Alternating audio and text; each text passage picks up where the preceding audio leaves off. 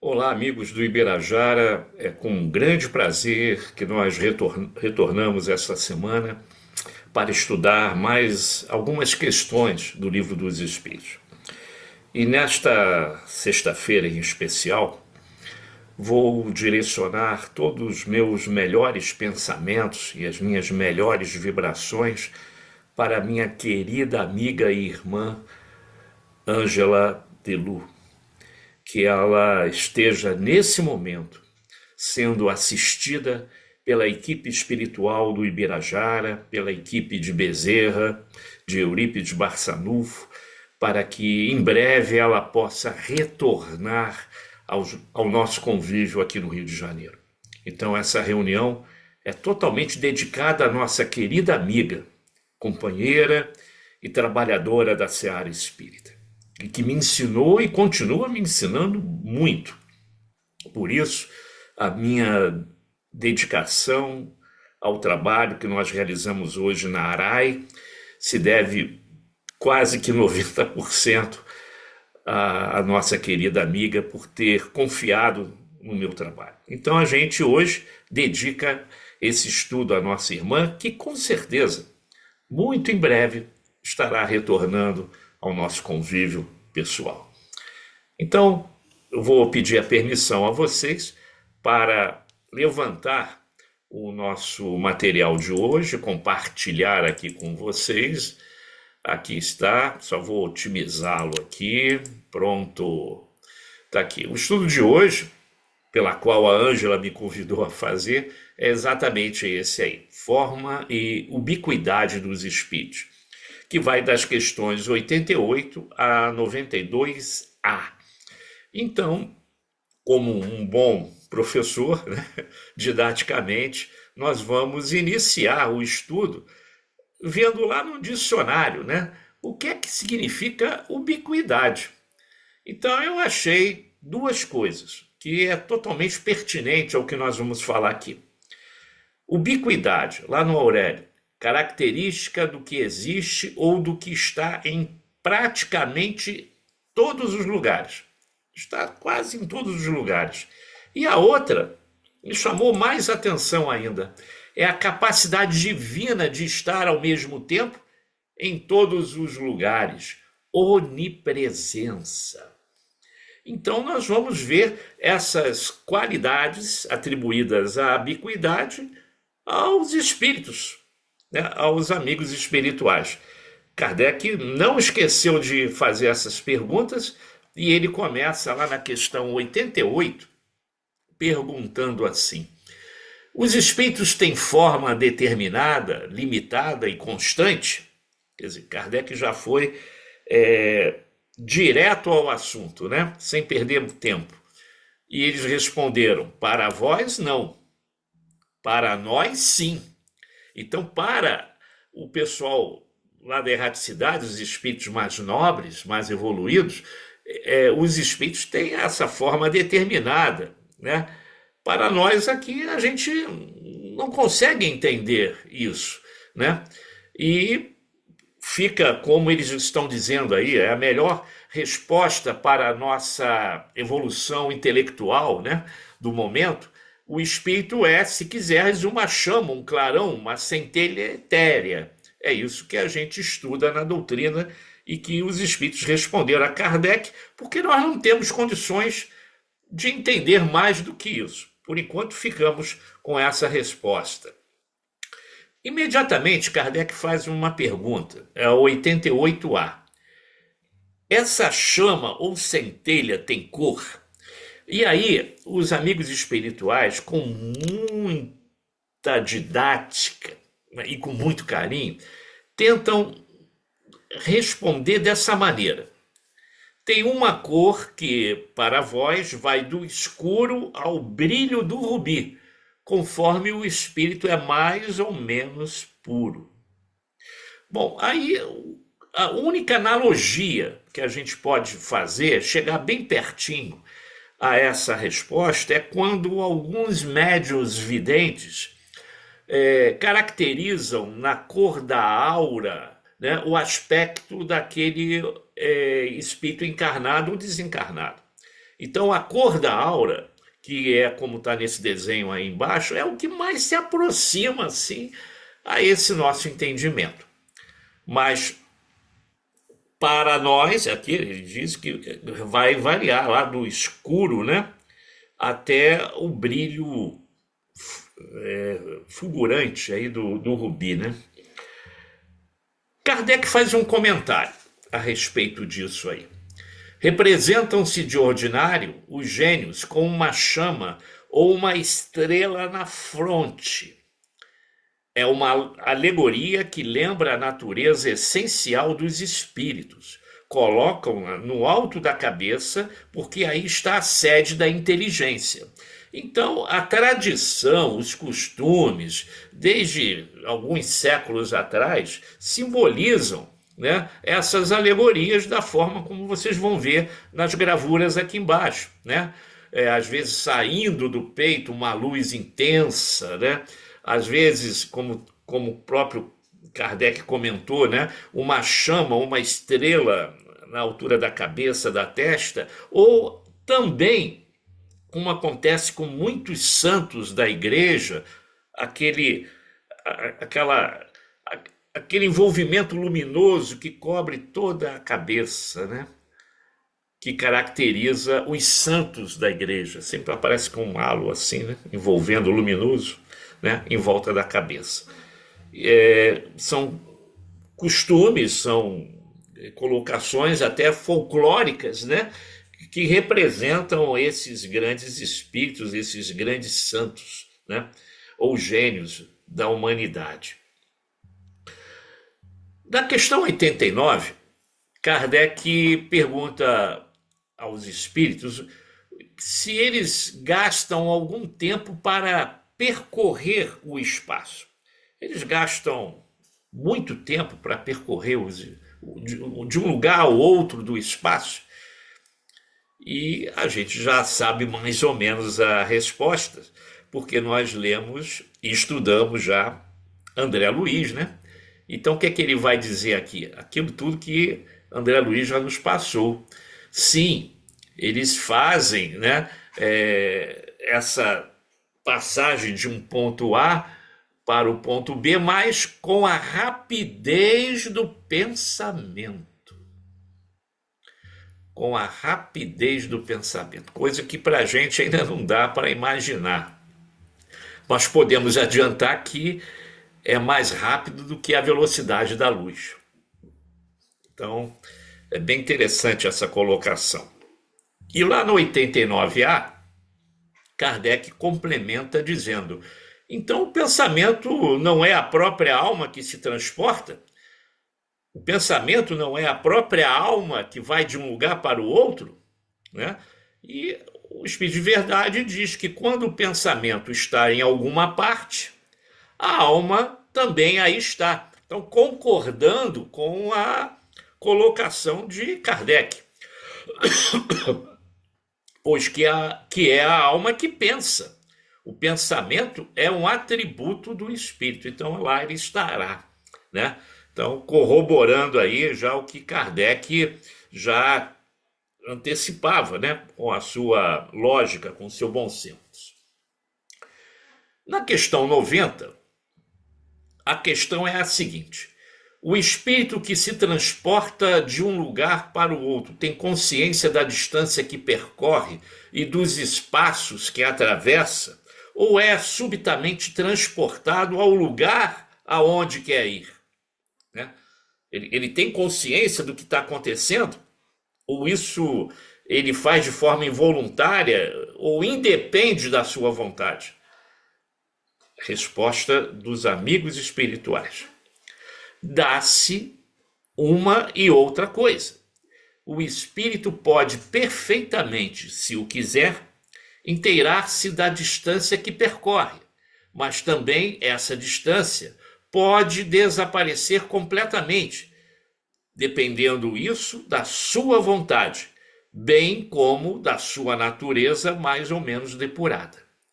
Então, tudo está ligado à evolução espiritual a evolução moral do espírito, né?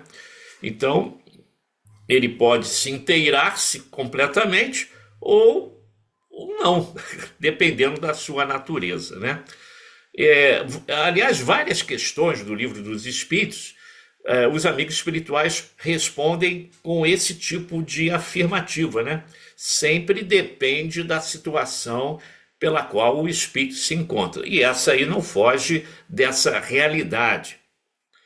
E uma questão que já também aprendemos, né, nas leituras, nos estudos, nos vídeos, nos filmes que falam sobre exatamente o que está acontecendo nessa foto aí, é quando o espírito, de uma forma bem característica, né, da sua situação, consegue passar por obstáculos, por matéria, né? Então Kardec aproveita na questão 91 e pergunta: a matéria opõe um obstáculo aos espíritos? E nós já sabemos, claro, né, que para eles nenhum obstáculo possa impedi-los, né? Inclusive nessa foto, de atravessar uma parede. Então, eles passam através de tudo: o ar, a terra, as águas e até mesmo o fogo, e são igualmente acessíveis. Mas aí volta aquela posição que os espíritos falaram para Kardec. Depende também da sua evolução espiritual. Tem espíritos que estão tão ligados à matéria que nem percebem que desencarnaram. Muitos amigos espirituais trazem esses espíritos errantes para as reuniões mediúnicas para que eles sejam atendidos e esclarecidos com muito amor e carinho. Porque até o momento eles não conheciam a verdadeira situação em que se encontravam. Acreditavam que a morte não existia e há um choque, né? Se você não souber falar com um amigo espiritual, com um espírito desencarnado sobre isso, pode haver um choque muito grande para ele, porque ele acredita que não morreu. E, na verdade, não morreu mesmo, né? Nós sabemos que a morte não existe, mas isso tem que ser passado com um carinho muito grande, para que ele não se assuste, né? E não tenha lá uma nova morte, né, no mundo espiritual. E a gente vê aí, né, nessa foto aí, nessa montagem, é claro, né, o espírito passando a parede, porque ele já tem domínio total sobre a matéria. Isso aí não há problema algum, né? E aí Kardec entra definitivamente na ubiguidade, né? Na área da ubiguidade. E aí ele pergunta assim: tem os espíritos o dom da ubiguidade? Por outras palavras, um espírito pode dividir-se ou existir em muitos pontos ao mesmo tempo? Aí nós temos muita coisa para falar, para refletir, porque isso por causa da resposta que eles deram a Kardec. Vejam o que é que eles responderam: não pode haver divisão de um mesmo espírito. Ora, nós já aprendemos isso lá nas questões iniciais do Livro dos Espíritos, que uma das características do espírito é a sua característica própria, a sua individualidade a partir do momento que ele é criado com aquela centelha divina rumo ao infinito da evolução do espírito. Então não pode haver divisão de um mesmo espírito. E eles continuam a esclarecer, mas cada um é um centro que irradia para diversos lados. Isso é que faz parecer estar um espírito em muitos lugares ao mesmo tempo. Vês o sol? É um somente. No entanto, irradia em todos os sentidos e leva muito longe os seus raios. Contudo, não se divide. Então eu vou tentar, através dessas gravuras, desses desenhos abaixo, aproveitar o que os espíritos nos responde através da pergunta de Kardec, através dessa primeira imagem. Ele fala do sol, né? Dos raios solares irradiando, vindo lá do alto, irradiando para todos os lugares. Vem de um ponto único. Veja essa montagem que eu vou fazer desses raios solares dentro de uma situação que ocorreu há 5 anos atrás, no início da pandemia, quando várias casas espíritas receberam quase que simultaneamente mensagens de Bezerra de Menezes com o mesmo teor. Por quê? Porque com quase igual, porque depende do médium, né? O médium, ao receber a mensagem em forma de psicografia, ele deixa um pouquinho dele ali também, um certo animismo ali naquela mensagem. Por isso que o mesmo espírito se comunicando em vários lugares, vários médios vão captar. O escopo é o mesmo, mas vão captar de maneiras um pouco diferenciadas. E aí eu vou citar o exemplo do nosso querido Bezerra, que lá no início da pandemia, várias casas espíritas de todo o Brasil receberam mensagens similares, aconselhando a calma, as reflexões, as orações, né? Para não ficar desesperado. Então ele deu vários aconselhamentos para nós. Eu lembro também uma situação que aconteceu quando Eurípides Barçanufo também, numa situação muito delicada em que o Brasil estava passando, deu uma mensagem esclarecedora e que várias casas do Brasil inteiro também receberam essa mensagem de Eurípides, mas, como eu falei, com algumas variações, porque aí existe sim o comprometimento do médium na mensagem que era recebida, mas o teor da mensagem, o escopo da mensagem era o mesmo. Então é como se fosse o sol. Então eu coloquei esse desenho aí que vai ilustrar e vai tirar todas as dúvidas. Bezerra mandando a mensagem como raios solares, chegando a várias casas espíritas, para vários médiums, e cada um pegando dentro daquela sua expertise, na sua melhor maneira possível. Eu acho que com isso aí tiramos algumas dúvidas que poderia haver em relação à resposta dos amigos espirituais. 92A. Todos os espíritos irradiam com igual força?